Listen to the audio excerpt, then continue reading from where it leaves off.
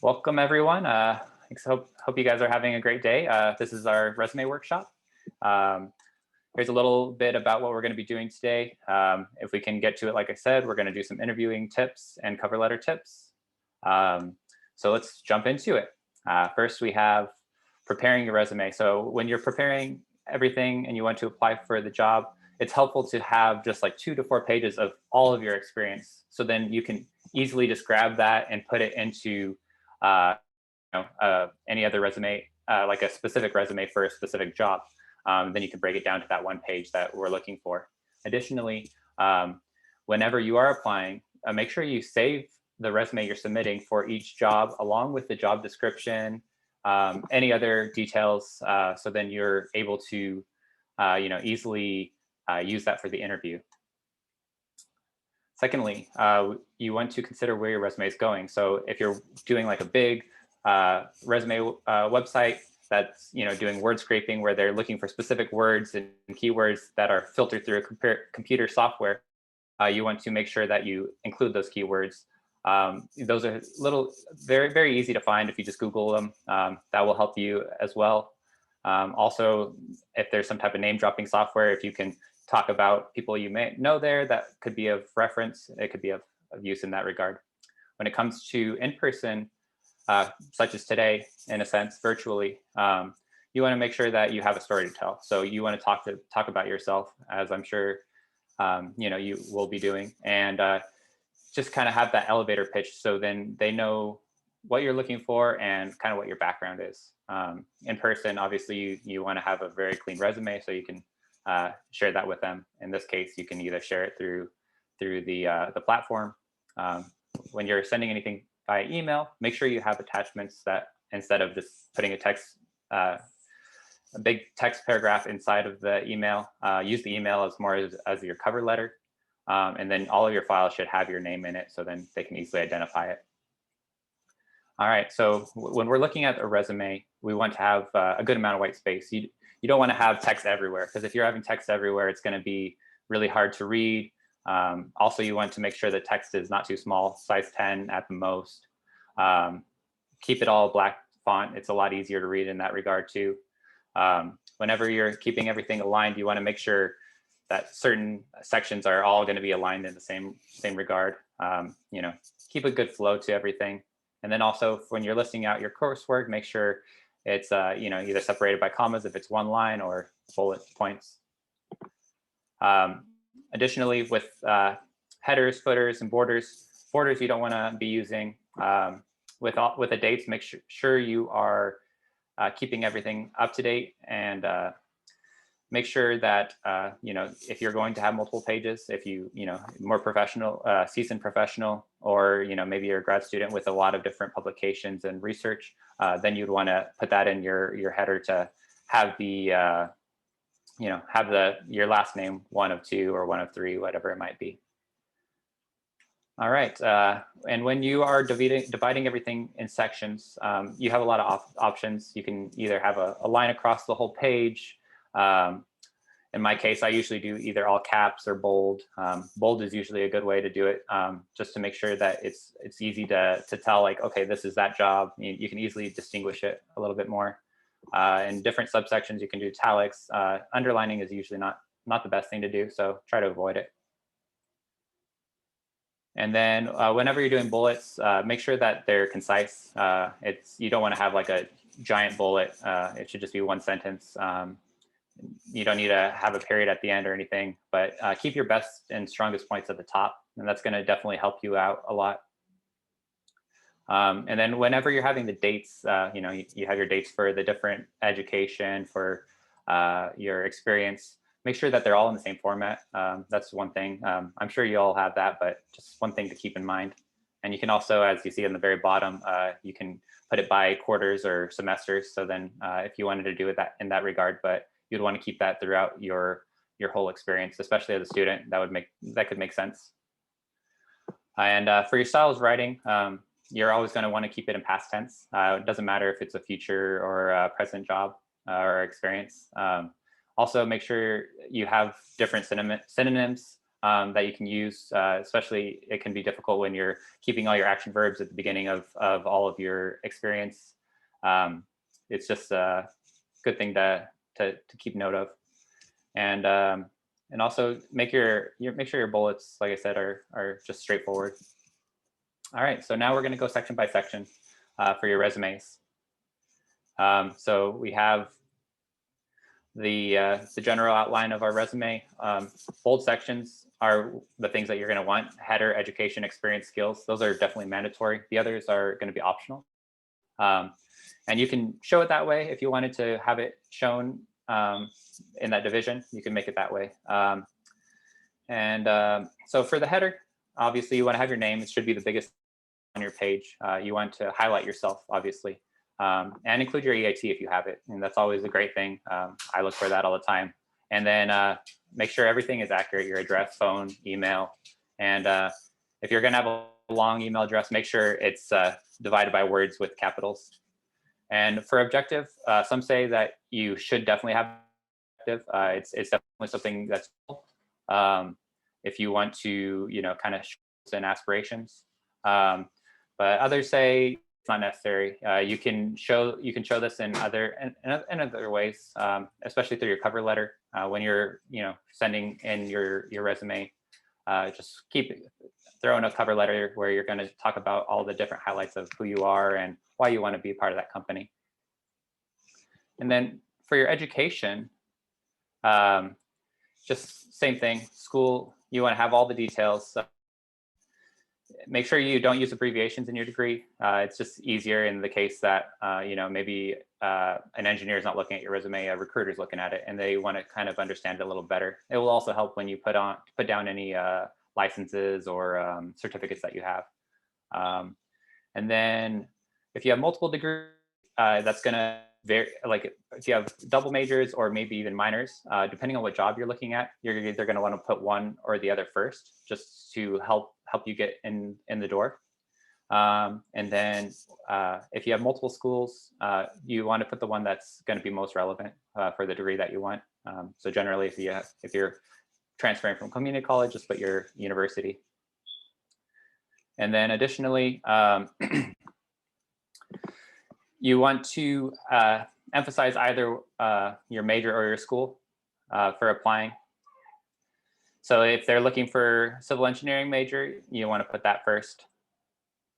If you want, just, if you want something else, you want to cater it to what they're looking for ultimately.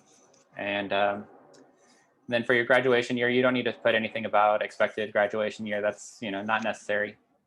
And then as far as saying that you're going to be going somewhere in the future, that unless you're accepted, that's when you'd want to put it in there. And your standing isn't necessary either, unless they're specifically looking for, the freshman or sophomore or junior, whatever it might be. And then as GPAs go, usually 3.0 is the lowest you want to show. Otherwise, you can just not show it at all. Make sure you call it out as GPA 3.0, not just putting your name, or sorry, your school name and then 3.0 or something like that. Make sure it's called out.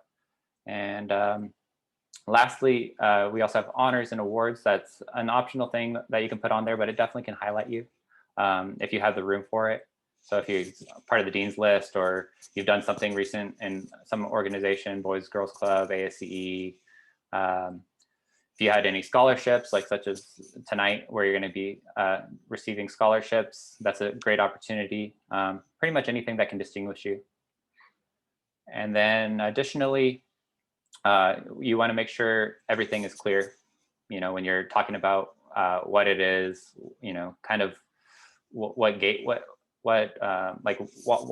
the purpose of that scholarship or, award. That way they can see that, it's meaningful.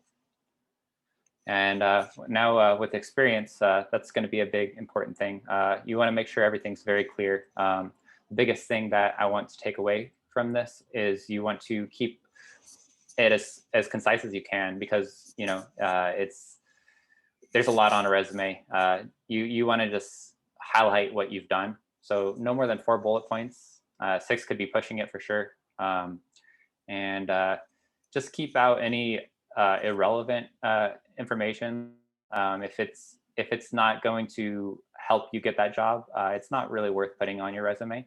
And you can always add, all of these optional subsections, like I'm saying.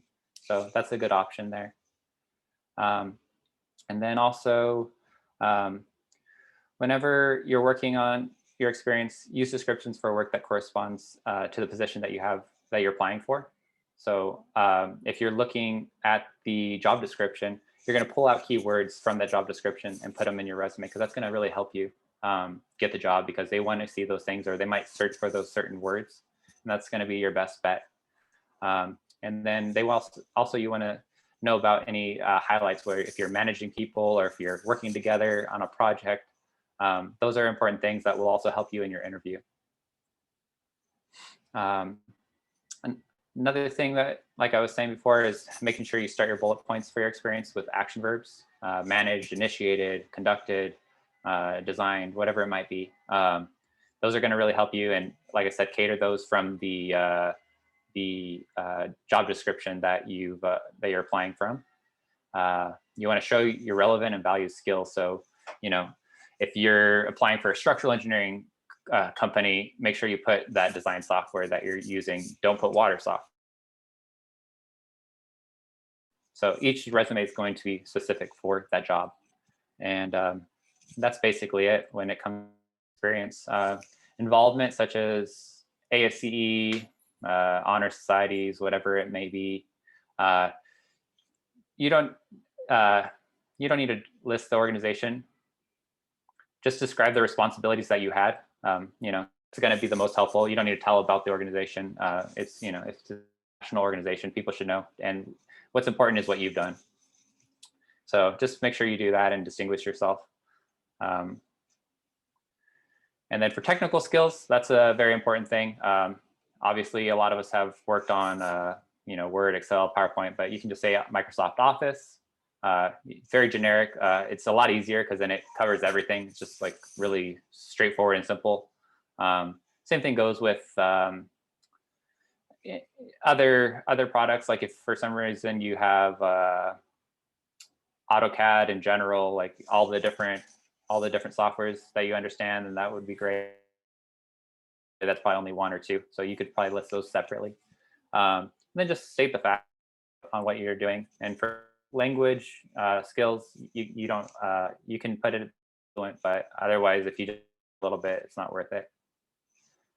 And then some optional sections are presentations, competitions. So if you're all part of ASCE, the PSWC competition is a great one to put in.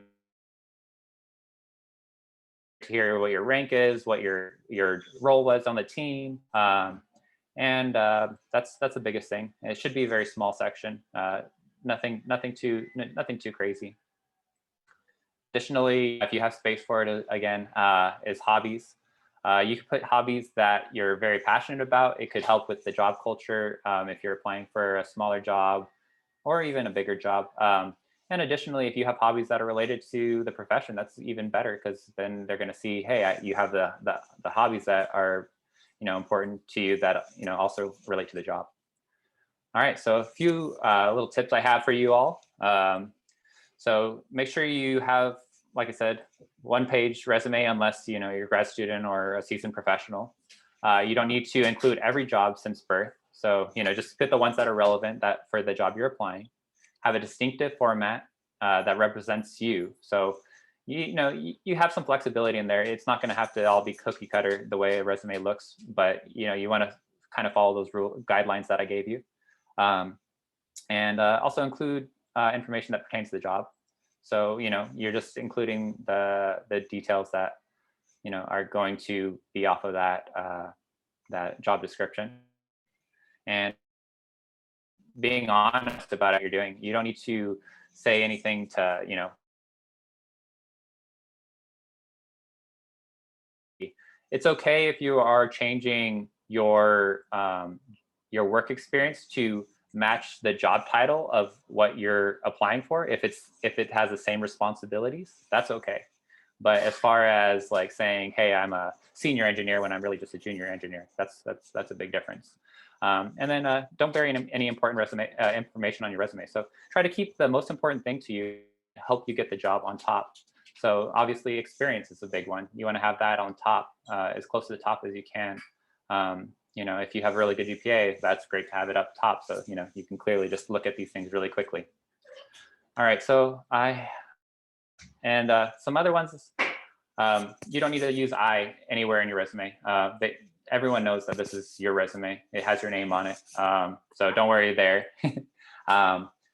Avoid passive and auxiliary verbs. So, you don't need to say, something where there's not a direct action. You want to be very exciting with the way you write this. So then it's not, a snooze to understand what you're reading about this person. And then also avoid abbreviations, like I said before. It looks unprofessional, and it's nice to have a full-on understanding of exactly what you're reading when a recruiter is looking at the resume. And make sure that the phone number is accurate. It would suck if they can't reach you. And also, don't use fonts like poor font choices, because that can just be really hard to read and it just looks really unprofessional. All right, so I am getting a little low on time, but I will move on for this. We will stop for some Q&A if you have any.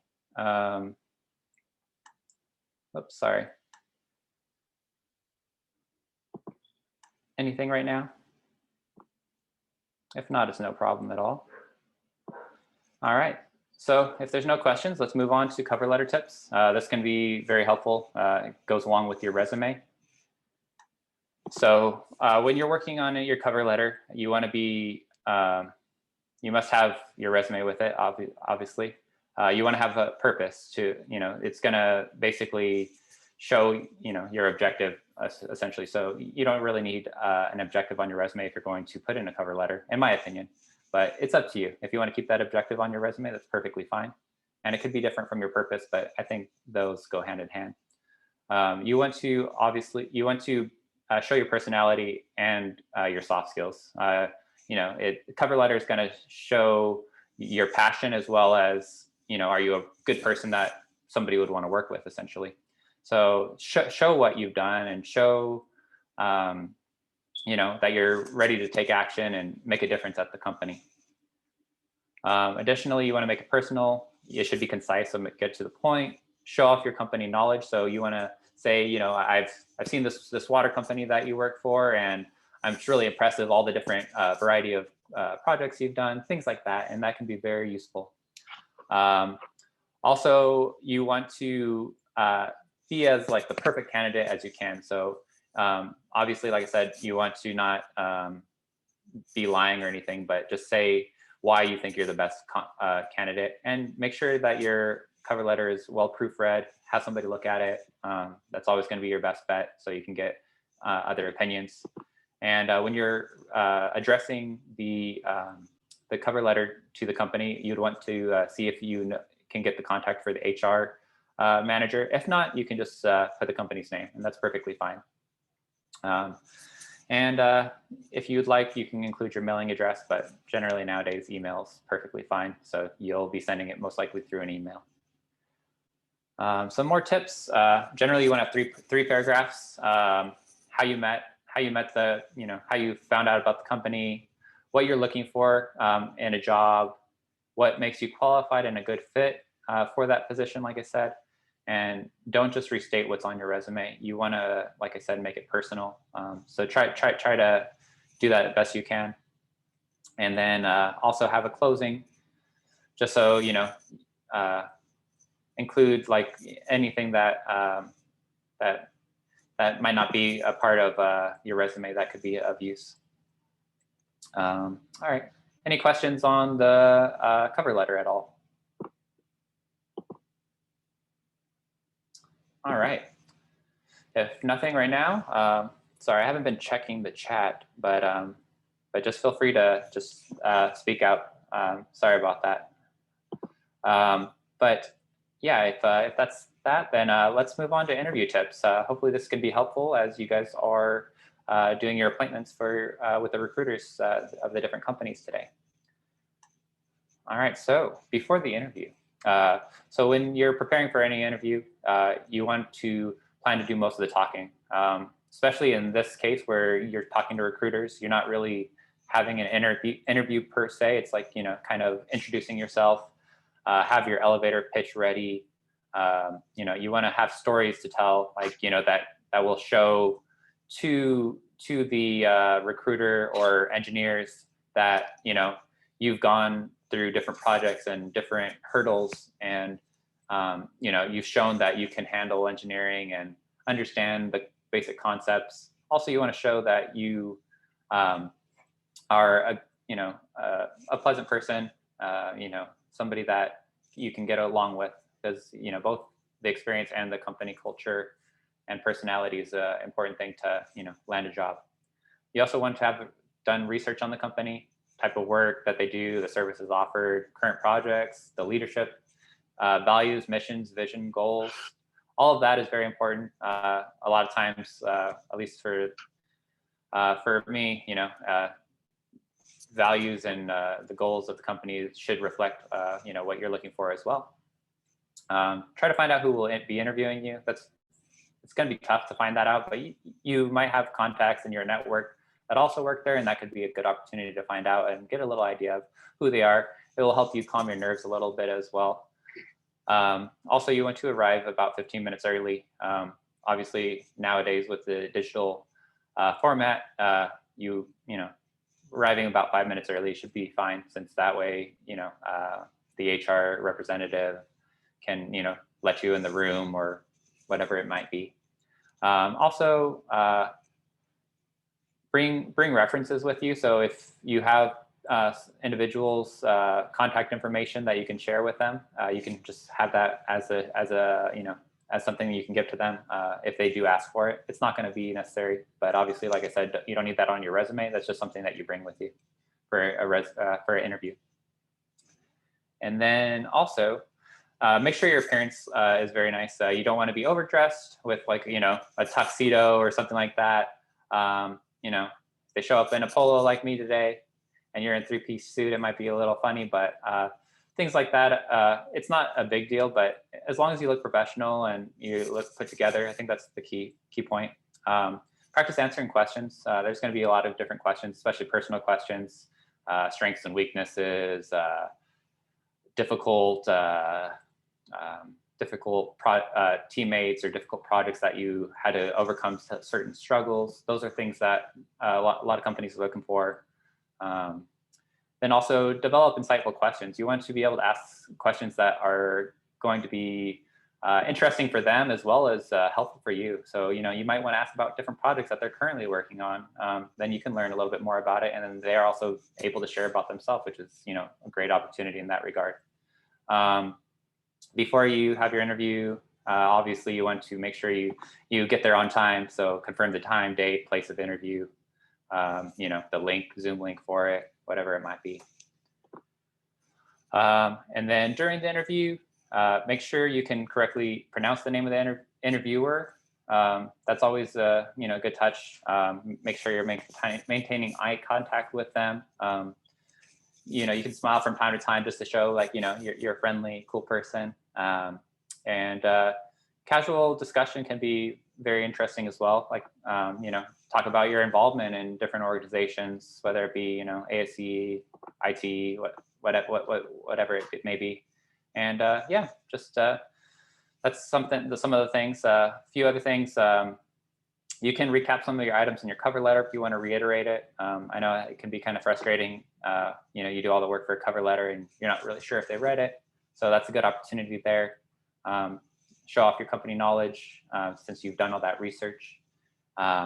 Show good body language. You don't want to be, like, I don't know, looking away a lot, or, that's why eye contact is important. Make sure you're not, like, moving around all over the place, or, things like that. It's okay if you, I don't know, make sure you, like, try to use the restroom before, because, like, that could be the worst thing if you have to use the restroom during an interview. But you can always ask if if it's gonna be a distraction. And then avoid the common like as much as you can. So practicing it is very important. And then also you want to be unique. You know, if you're using common phrases like team player, things like that, it's not a bad thing, but it's, you know, it could be the difference between, you know, two very similar candidates. And then most important, relax. You know, you don't want to be studying the night before, in my opinion, for an interview. You want to try to keep it. I mean, if it helps you, that works. But you know, that's the best thing. And you want to be enthusiastic. So, you know, be excited. Like if you're applying for a job, you know, you should be excited, because like, why are you applying for it if you don't, or if you aren't enjoying what they're doing at that position? So that's why it's important for you to ask those questions too, because then you're like, oh shoot, this is so cool that, you know, you do this and that. And that definitely makes you a more desirable candidate. And then when in-person interviews come back, you know, have a nice firm handshake, you know, just to let people, you know, you're who you are, you're an important person. And speak positively about former or current coworkers. You know, nobody wants you to be talking trash about other companies. That's never a good thing, and you're just going to burn bridges in that regard. So it's always absolutely. And ask insightful questions. Like I said, that's always important to see if you're a good fit. That's all I have. We have about 4 minutes until the end of the session. You have any other questions for me?